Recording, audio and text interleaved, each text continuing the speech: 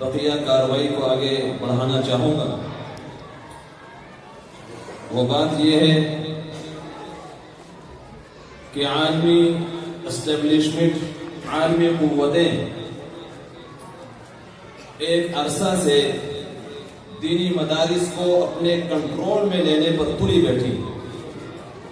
بسا اوقات ہمارے ذہنوں میں یہ خدشہ پیدا ہو جاتا ہے، آپ کے ذہنوں میں سے بھی کسی کے ذہن میں یہ سوال، یہ خدشہ پیدا ہوا ہوگا کہ اگر ملکی سطح کی قوتیں یا عالمی سطح کی قوتیں اس مقصد میں کامیاب ہو گئیں تو دینی مدارس کا کیا بنے گا، دینی تعلیم کا کیا بنے گا، یہ مدارس والے کیا کریں گے، علماء کیا کردار ادا کریں گے؟ اس سوال کے جواب میں وہی بات عرض کرنا چاہوں گا جو آج سے 20 سال پہلے سن 2002 میں مفکر اسلام حضرت مولانا علامہ زاہد الراشدی صاحب نے یہ بات اس وقت کی تھی جبکہ اس وقت کے امریکہ کا وزیر خارجہ کولن پاول پاکستان کے دورے پر آیا، اور پاکستان کے دورے پر آنے سے پہلے ہی امریکہ میں اس نے یہ اعلان کیا کہ میں پاکستان جا رہا ہوں، میں پاکستان جا رہا ہوں اور پاکستان کے معاشرے کو سیکولر بنانے کے ایجنڈے پر بات کرنے جا رہا ہوں۔ تو اس وقت علامہ صاحب نے یہ فرمایا کہ بھئی اس پہ اپنا وقت ضائع نہ کرو، اپنا ٹائم ضائع نہ کرو، یہ تمہارے بس کی بات نہیں ہے، اس لیے کہ اس سے پہلے برطانیہ بھی اسی ایجنڈے پر کام کرنے کے لیے جنوبی ایشیا میں آیا تھا، اس نے بھی مدارس کو بند کر دیا تھا، مدارس کی جائیدادیں ضبط کر لی تھی، بلڈنگوں پر، تعمیرات پر قبضہ کر دیا، علماء کرام کی ایک بڑی تعداد کو شہید کیا، ہزاروں علماء کو جیلوں میں ڈال دیا، بہت سے علماء کو کالا پانی بھیج دیا، علماء کو توپ کے منہ پر باندھ کر ان کے پرخچے اڑا دیے گئے، اور بعض علماء کو درختوں سے لٹکا کر زندہ حالت میں ان کی کھالیں کھینچ لی گئی۔ اس قدر ظلم کیا گیا، اس قدر تشدد کیا گیا، لیکن سوال یہ ہے کہ اس قدر تشدد کے بعد مدارس ختم ہو گئے، علماء ختم ہو گئے، یہ کفریہ قوتیں، یہ ملکی اور عالمی سطح کی قوتیں یہ کیا سمجھتی ہیں کہ اپنا زور استعمال کر کے یہ کیا ہمیں دبا سکتی ہیں؟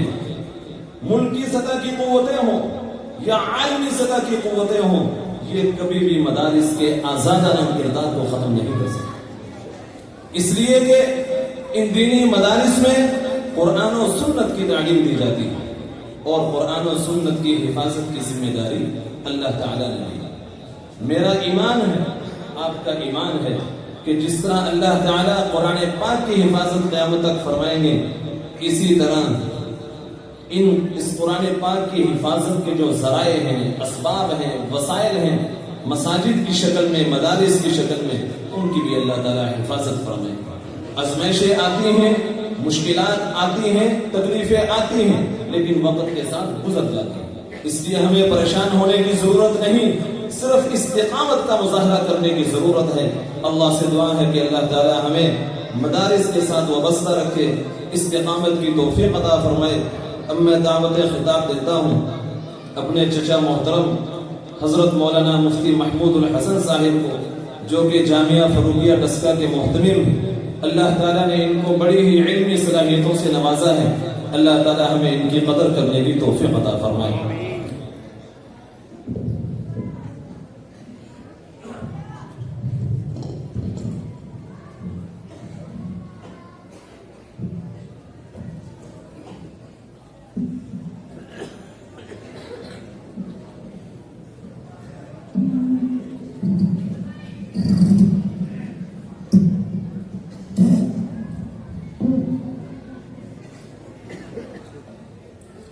السلام علیکم ورحمۃ اللہ وبرکاتہ۔ بسم اللہ الرحمن الرحیم۔ الحمد لله رب العالمين والصلاة والسلام على أشرف الأنبياء والمرسلين وعلى آله وأصحابه أجمعين. أما بعد فأعوذ بالله من الشيطان الرجيم. بسم الله الرحمن الرحيم.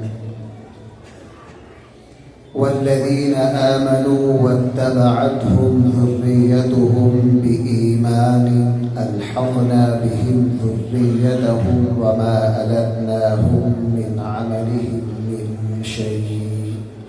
صدق الله مولانا العظيم. محترم سامعین کرام،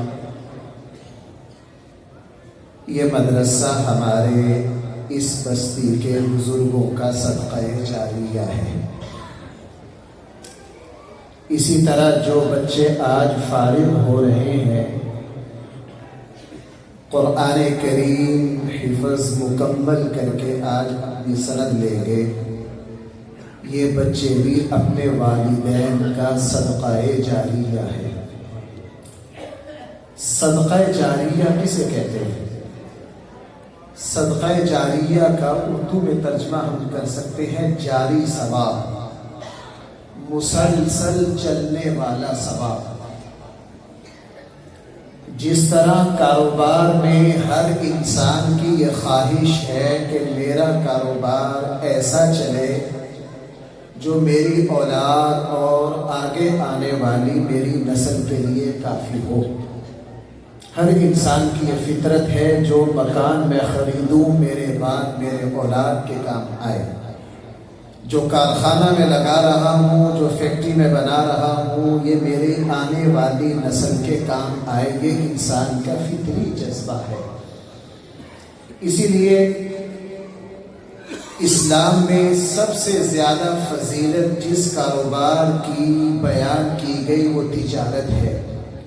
نبی کریم صلی اللہ علیہ وسلم کے تجارت کے بارے میں تقریباً 80 کے قریب ارشادات ہیں، اور انبیاء علیہ السلام میں اکثریت وہ ہیں جنہوں نے تجارت کی ہے. چونکہ اللہ جل جلالہ نے تجارت میں یہ برکت رکھی ہے کہ اگر دادا تجارت کا آغاز کرتا ہے تو جس وقت وہ تجارت، وہ کاروبار پوتوں تک پہنچتا ہے تو وہ بہت اوپر جا چکا ہوتا ہے. اللہ جل جلالہ نے نبی کریم صلی اللہ علیہ وسلم کی برکت سے ہم سب پر یہ فضل اور انعام کیا ہے کہ اللہ جل جلالہ نے کچھ نیکیاں ایسی رکھی ہیں جو مسلسل چلتی ہیں، چلتی رہتی ہیں. ان نیکیوں کو کرنے والا قبر میں جا سوتا ہے، بلکہ قبر کے نام و نشان بھی مٹ جاتے ہیں اور دنیا میں ان کا تذکرہ اس بندے کا غائب ہو جاتا ہے.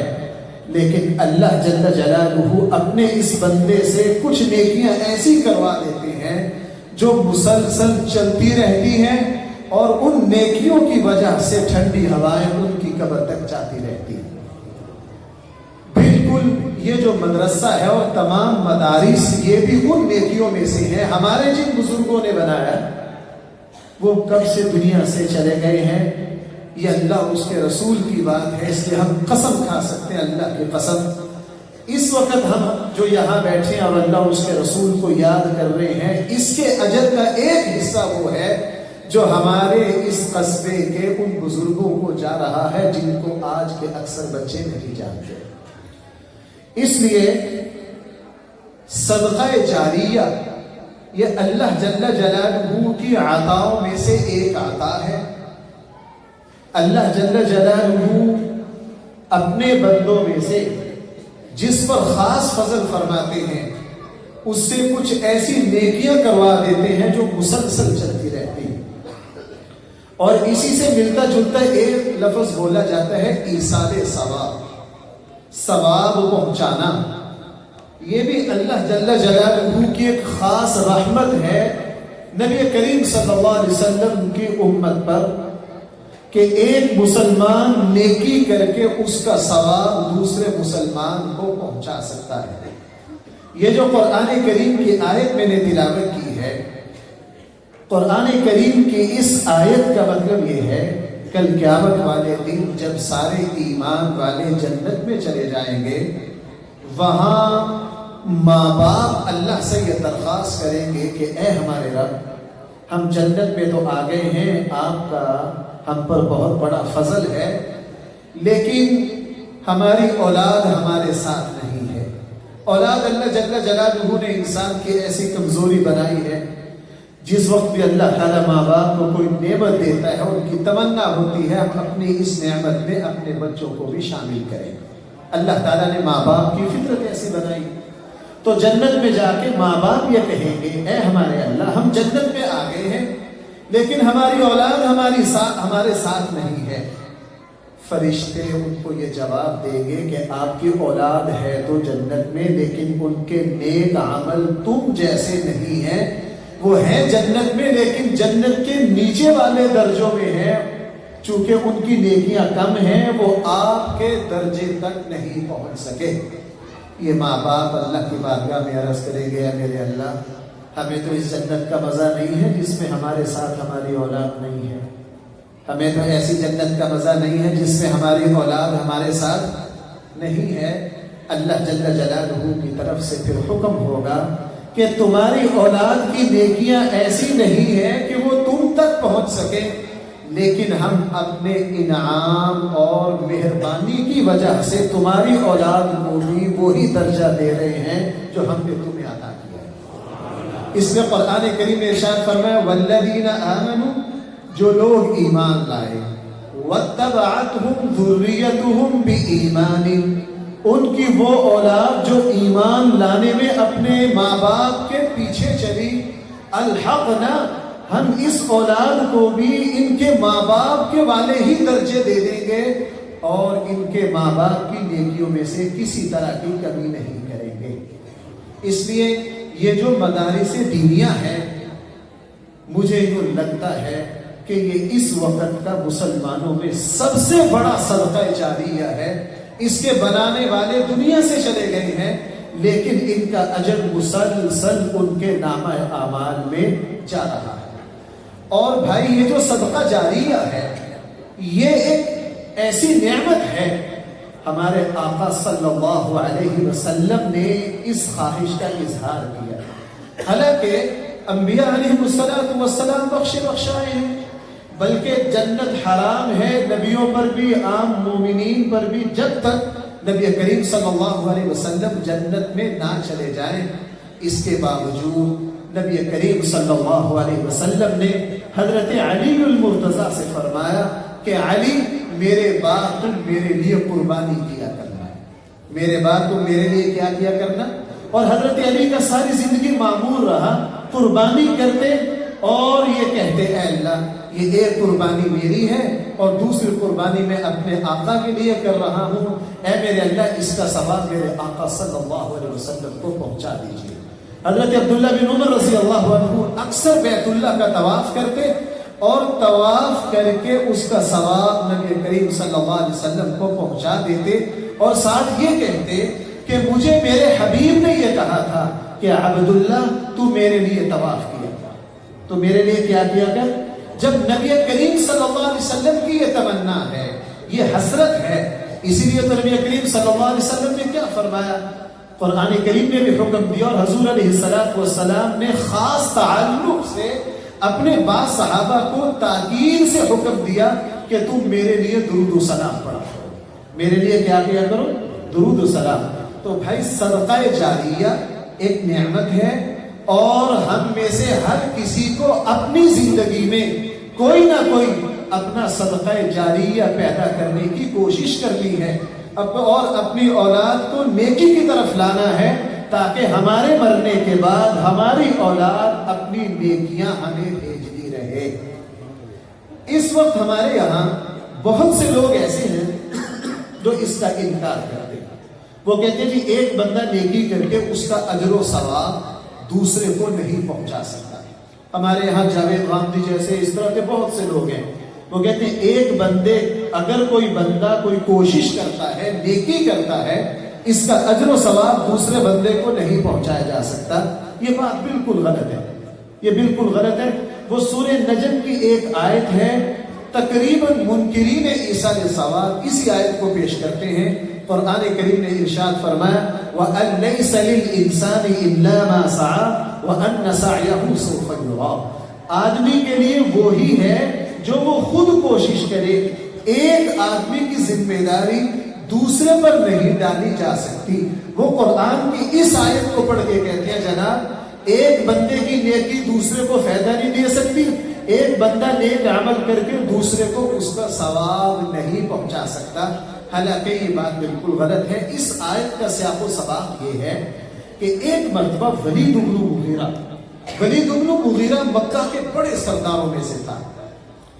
نبی کریم صلی اللہ علیہ وسلم کی کچھ باتیں سنی، قرآن کریم کی تلاوت سنی، دل پر اثر ہوا۔ گھر جا کر اس نے اسلام قبول کرنے کا پروگرام بنایا، اور اسلام قبول کرنے سے پہلے اپنے جگری دوست عبداللہ بن ابی معیط کو بلایا۔ اسے کہا یار محمد جو کچھ کہہ رہا ہے مجھے ڈر لگتا ہے، میں تو اسلام قبول لگا ہوں کرنے۔ عبداللہ بن ابی معیط نے کہا کہ تو ویسے ہی گھبرا گیا اس کی باتیں سن کر، یہ جو کہہ رہا ہے کچھ بھی نہیں ہے۔ ولید بن مغیرہ نے کہا نہیں، یہ جو کلام پڑھتا ہے مجھے یوں لگتا ہے کہ آگے جا کے ہماری پکڑ ہونی ہے۔ عبداللہ بن ابی معیط نے کہا اچھا تو میرے ساتھ سودا کر لے، اول تو مرنے کے بعد زندہ ہونا نہیں، ہم نے گلسڑ کی مٹی ہو جانا ہے۔ اگر ہم زندہ ہو گئے تو تیرے ایمان نہ لانے کا جو جرم ہے یہ میرے ذمے، اس پر سودا کر لے۔ ولید بن مغیرہ نے کہا ٹھیک ہے میں سودا کرتا ہوں۔ عبداللہ بن معیط نے کہا لیکن تو نے مجھے کچھ پیسے دینے ہیں۔ سودا ہو گئے ان کے درمیان۔ جب سودا ہو گیا قرآن کریم کی آیات نازل ہوئی افرأیت الذی تولی واعطى قلیلا واکدی اعنده علم الغیب فهو یری۔ نبی جی آپ نے اس بدبخت کو نہیں دیکھا جس نے کچھ پیسے دیے ہیں، تھوڑے دیے ہیں زیادہ روک دیے ہیں، اور وہ یہ چاہتا ہے کہ کل قیامت والے دن یہ میری ذمہ داری اٹھا لے؟ تو ہمارا قانون یہ ہے ایک بندے کا ایمان لانا کل قیامت والے دن دوسرے بندے کو فائدہ نہیں دے سکتا۔ جو ایمان لے آیا، ایمان لانے کے بعد جو مسلمان آپس میں نیکیاں کریں گے ایک ہی نیکی کا فائدہ دوسرے کو پہنچے گا، ایک دوسرے کے لیے دعا کرے گا۔ حدیث میں آتا ہے کہ ایک بندہ کل قیامت والے دن اللہ سے کہے گا اے میرے اللہ میرے نامہ اعمال میں کچھ گڑبڑ ہو گئی ہے، اتنی نیکیاں میں نے نہیں کی لیکن میرے کھاتے میں لکھ رکھی ہے۔ اللہ جل جلالہ فرمائیں گے ہمارے یہاں غلطی کا بھی امکان نہیں ہے، بے انصافی بھی نہیں ہے۔ فرشتوں کو بلایا جائے گا، کہا جائے گا ہاں بھائی اس کے ریکارڈ، یہ اپنے ریکارڈ پر یہ اعتراض کر رہا ہے۔ وہ کہے گا میرے اللہ اس میں اتنی زیادہ نیکیاں ہیں جو میں نے نہیں کی، یہ کہاں سے آ گئی؟ فرشتے کہیں گے جی ہم نے کوئی غلطی نہیں کی، اس کے دنیا سے آ جانے کے بعد اس کی اولاد نے یہ ساری نیکیاں کی ہیں، ہم نے اس کی اولاد کی نیکیوں کا اجر اس کے نامہ اعمال میں بھی لکھ دیا ہے۔ اس لیے نبی کریم صلی اللہ علیہ وسلم نے ارشاد فرمایا اولاد جو نیک کام کرتی ہے وہ خود بخود اس کا ایک حصہ ماں باپ کو جاتا ہے۔ ہم اپنی اولاد کے لیے جائیداد جوڑتے ہیں، زمینیں جوڑتے ہیں اور اپنی اولاد کو بڑے بڑی حویلیاں دے کر جاتے ہیں، لیکن کبھی ہم نے اس لیے کوشش نہیں کی کہ آیا میری اولاد میرے بعد کیا نماز جنازہ میں دعا پڑھ سکتی ہے؟ اللہ جل جلالہ کے سامنے یہ ہم پرانے لوگوں سے سنتے تھے یہ واقعات، اب خود ہمارے ساتھ بیت چکے ہیں کہ نماز جنازہ پر نوجوان بچے رو پڑتے ہیں بعد میں کہ مفتی صاحب اللہ کی قسم مجھے وضو بھی کرنا نہیں آتا، میں اپنی ماں پر نماز جنازہ کیسے پڑھوں؟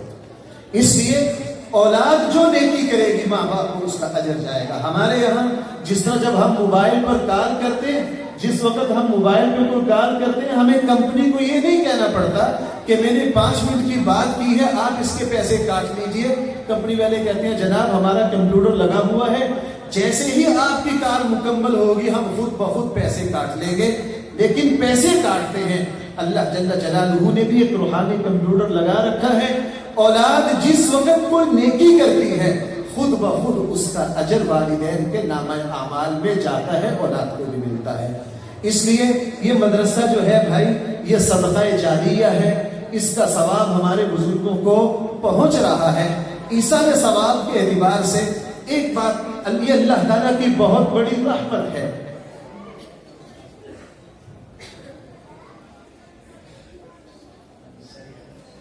ایصال ثواب اللہ جل جلالہ کی بہت بڑی رحمت ہے. میری بس آخری بات ذرا توجہ سے سن لیجیے. ایثار ثواب اللہ جل جلالہ کی بہت بڑی رحمت ہے. وہ اس طرح کہ قرآن کریم نے اصول بیان کیا ہے کہ کل قیامت والے دن تمہارے اعمال تلے گئے. قرآن کریم جگہ جگہ کہہ رہا ہے ثقلت موازین خفت موازین تمہارے نام ونزع الموازین القسط. اللہ جل جلالہ کل قیامت والے دن تمہارے اعمال تولے گا. جب تمہارے عمل تلیں گے جس کا نیکیوں کا پلڑا باری ہو گیا اس کی مغفرت ہو جائے گی اور جس کا نیکیوں کا پلڑا ہلکا رہا بھائی قرآن کریم کیا فرما رہا ہے وہ جہنم میں جائے گا سزا بھگتے گا. اب یہ قرآن کا بالکل دو اصول ہے لیکن اگر ہم اس اصول کو مد نظر رکھ کر زندگی میں اپنا محاسبہ کریں تو بھائی اس چھت کے نیچے ہم جتنے بیٹھے ہیں ہم میں سے کوئی یہ نہیں کہہ سکتا کہ میری نیکیاں میرے گناہوں سے زیادہ ہیں. کیا بھائی کوئی کہہ سکتا ہے؟ بھائی ذرا بولو کوئی کہہ سکتا ہے؟ ہم اگر اپنا محاسبہ کریں ہم سب کی حالت یہ ہے ہم جب اپنے گریبان میں منہ ڈال کر غور کرتے ہیں تو ہمارا ضمیر خود یہ کہتا ہے کہ میرے گناہ زیادہ ہیں اور میری نیکیاں کم ہیں. اگر قرآن کا فیصلہ دیکھیں تو ہم میں سے تو ہر کسی کے لیے سزا طے ہے چونکہ قرآن دو ٹوک فیصلہ کر رہا ہے. جس کی نیکیاں کم رہ گئی اور جس کے گناہ زیادہ ہو گئے وہ سزا پائے گا ہی پائے گا. ہر مسلمان جس وقت دیانتداری سے تنہائی میں بیٹھ کر اپنا محاسبہ کرتا ہے اس کا ضمیر بتاتا ہے میرے گناہ زیادہ ہے میری نیکیاں کیا ہے پھر بھائی جنت میں پہنچ جائے گا. اللہ جل جلالہ کو ہماری اس کمزوری کا پتہ تھا. وہ ہمارے خالق و مالک ہیں. وہ ہماری نالائقیوں کو غفلتوں کو ہم سے زیادہ جانتے ہیں چونکہ اللہ نے ہمیں پیدا کیا ہے. اللہ تعالیٰ کو ہماری اس کمزوری کا ظاہر ہے اللہ کو پتہ ہی پتہ ہے. اللہ کو پتہ ہے کہ یہ زندگی اس طرح گزاریں گے ان میں بہت تھوڑے لوگ ہیں جن کی نیکیاں گناہوں سے زیادہ ہوں گی. عموماً ان کے گناہ جو ہیں وہ نیکیوں سے زیادہ ہوں گے. اللہ جل جلالہ نے مجھ پر اور آپ پر یہ احسان کیا کہ جب کوئی مسلمان دنیا سے جاتا ہے اس کا گناہ والا کھاتا اللہ وہی بند کر دیتے ہیں. اس کے گناہ والا کھاتا اللہ کیا کر دیتے ہیں اسی وقت بند کر دیتے ہیں. ایسا نہیں ہو سکتا ایک بندہ گناہ کرے گناہ کر کے یہ کہہ دے کہ اے اللہ میرا یہ جو گناہ ہے یہ فلاں بندے کے کھاتے میں جمع کر دیجئے. ایسا ممکن نہیں ہے. جب کسی مسلمان کا انتقال ہو گیا اس کا گناہوں والا کھاتا تو بھائی کیا ہو گیا بند ہو گیا. کوئی مزید گناہ اس میں جا نہیں سکتا. یہ اللہ جل جلالہ نے مجھ پر اور آپ پر یہ انعام کیا کہ اللہ جل جلالہ جو نیکیوں والا کھاتا ہے اس کو بند نہیں کرتے وہ کھلا رہتا ہے. حدیث میں ہے اولاد جو نیک کام کرتی ہے وہ ماں باپ کے کھاتے میں جمع ہوتا ہے. اگر زندگی میں کسی کو علم کے 2 بول سکھا دیے وہ آگے جیسے پڑھتے پڑھاتے رہے ان سب کا اجر ماں باپ کو اساتذہ کو جاتا ہے. اور اسی طرح نبی کریم صلی اللہ علیہ وسلم نے فرمایا اگر کسی نے کوئی مسجد بنا دی مدرسہ بنا دیا ہسپتال بنا دیا کوئی اور خیر کا کام بنا دیا جب تک وہ چل رہا ہے اس کا اجر و ثواب بنانے والے کو جا رہا ہے. اسی لیے پوری امت مسلمہ جتنے نیک اعمال کر رہی ہے بھائی ان سب کا اجر کس کو جا رہا ہے نبی کریم صلی اللہ علیہ وسلم کو صحابہ کرام کو. تو بھائی یہ جو مدارس ہیں اس اعتبار سے اللہ تعالیٰ کا بہت بڑا انعام ہے. آپ حضرات کو نہیں پتا عموماً جو مدارس کے معاونین ہوتے ہیں ان کو نہیں پتا کہ اس مدرسے میں جو پڑھ کر جا رہے ہیں اللہ جل جلالہ ان سے کتنا کام لیتے ہیں. ایک مرتبہ سیالکوٹ میں مجھے ایک جگہ بیان کرنا تھا. یہ جو غریب بناسپتی ہے اس کے مالک ہیں سیالکوٹ کے اور وہ سیالکوٹ میں سب سے زیادہ ٹیکس دینے والے ہیں. ایک جگہ بیان تھا میرا ان سے تھوڑا بہت تعلق تھا. اسی طرح ایک بات بیان کے بعد وہ میرے پاس آ گئے. انہوں نے مجھے کہا مفتی صاحب میں نے آج تک مدرسوں کو کوئی اہمیت نہیں دی. میں سمجھا ٹھیک ہے مولوی پڑھتے پڑھاتے ہیں تھوڑی بہت ہم مدد کر دیتے ہیں. وہ کہنے لگے کہ ایک مرتبہ مجھے حکومت کے ایک منصوبے میں مجھے پاکستان اور ایران کے بارڈر کا سروے کرنا ہے. وہ ایسا علاقہ ہے جہاں دنیا کی کوئی سہولت میسر نہیں ہے. کہنے کہ جب ہم نے ایران کے بارڈر پر تقریباً کوئی جتنی سرحد ہے اس کا سروے کیا تو وہاں ہمیں یہ اندازہ ہوا کہ جہاں جس بستی میں جہاں کوئی خیر کا کام ہو رہا ہے اس کے پیچھے مدرسے کے علماء ہیں. کہنے لگا میں وہاں جب گیا تو ایک مسجد میں ہم نے کچھ سروے کرنا تھا, وہاں مسجد میں نماز پڑھی تو وہ ہمیں ایک جو مولوی صاحب تھے بڑے خوشی سے میرے معانفہ کیا, مجھ سے یوں لگا کہ جیسے یہ جاننے والا ہے. تو اس نے مجھ سے پنجابی میں بات کی, حالانکہ وہ تھا وہاں کا بلوچی. میں نے اسے پوچھا یار آپ مجھے جانتے ہیں؟ کہنے لگے جی میں بالکل آپ کو جانتا ہوں. میں کون ہوں؟ جی آپ سیالکوٹ کے فلاں بندے. آپ مجھے کیسے جانتے ہیں؟ کہنے لگے جی جس مدرسے میں نے حفظ کیا ہے آپ اس مدرسے میں گھی بھیجا کرتے تھے اور ہم نے جتنا عرصہ پڑا ہے کھانا آپ کے گھی کا کھایا. کہنے لگا پھر اس نے پورے علاقے کے جہاں وہاں سیالکوٹ سے جتنے بچے پڑھ کے گئے تھے اس نے سب کو بلا لیا, اور جو فلانے شیخ صاحب تھے نا وہ یہاں آئے ہوئے. کہنے لگا وہاں 15-16 جو عالم ہیں وہ اکٹھے ہو گئے.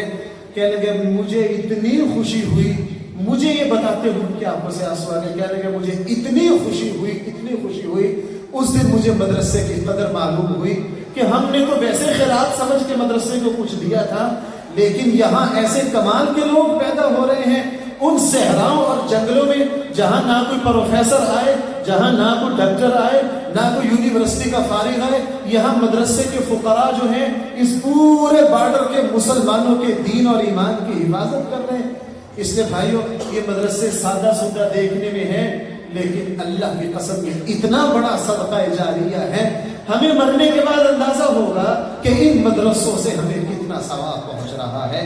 اللہ جل جلالہ ہم سب کو ان مدارس سے وابستہ رکھے. ایک حدیث سنا کر میں اپنی بات کو مکمل کرتا ہوں. نبی کریم صلی اللہ علیہ وسلم نے فرمایا اگر مشرق میں کوئی نیکی ہو اور ایک بندہ مغرب میں رہتا ہو, وہ مغرب میں رہنے والا اس مشرقی کی نیکی کو دیکھ کر خوش ہو, یہ ادا اللہ کو اتنی پسند آئے گی. اگرچہ دنیا میں ان کا فاصلہ مغرب اور مشرق کا ہے, نیکی مشرقی نے کی ہے اس کو دیکھ کر مغرب والا خوش ہوا ہے. نبی کریم صلی اللہ علیہ وسلم نے فرمایا اس مغرب والے کا حشر کل قیامت والے دن اس مشرق والے کے ساتھ ہوگا. اس لیے ہم کہیں بھی رہیں علماء کو, اپنے ائمہ مساجد کو, اپنے مدارس کو, نیک لوگوں کو, مدرسے اور مسجدوں کو چلانے والوں کو دیکھ کر خوش ہونا اللہ کی قسم اللہ جل جلالہ اسی وجہ سے ہمارا حشر نیک لوگوں کے ساتھ کریں گے. اللہ جل جلالہ ہم سب کو دین کا صحیح فہم عطا فرمائے. وآخر دعوانا الحمدللہ رب العالمین. بہت ہی اصلاحی بیان ہو رہا ہمارے استاد الحدیث, استاد العلماء حضرت مولانا مفتی محمد اعجاز صاحب دامت برکاتہ کا. اور بھائی حقیقت یہ ہے اگر آپ سے ایک سچی بات عرض کروں, اس وقت ہمارے علم کا دین کی بات سننے کا مزاج کچھ بگڑ رہا ہے.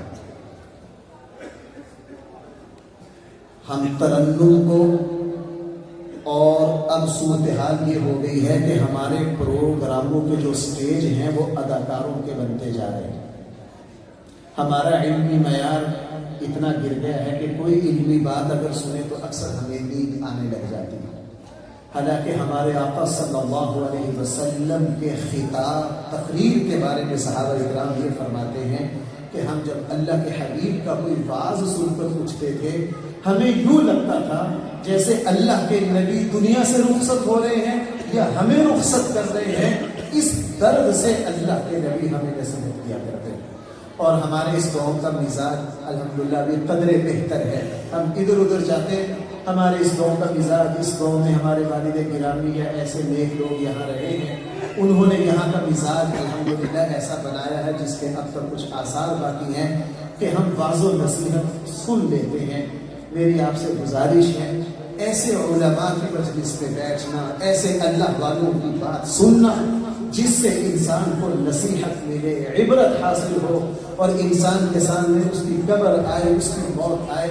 اور میں یہ نہیں کہ ہمارے استاد موجود ہیں، ہم ان کے چھوٹے ہیں، ان کے بچوں کی جگہ ہیں، حقیقت یہ ہے کہ ہمارے استادوں کے واعظ میں واقعتاً اللہ نے یہ برکت رکھی ہے کہ انسان کا جو ایمان ہے وہ تازہ ہو جاتا ہے، اور ایک مرتبہ بندے کو اپنی قبر اور آخرت یاد آ جاتی ہے۔ ہمارے لیے سعادت ہے کہ یہاں تشریف لاتے ہیں۔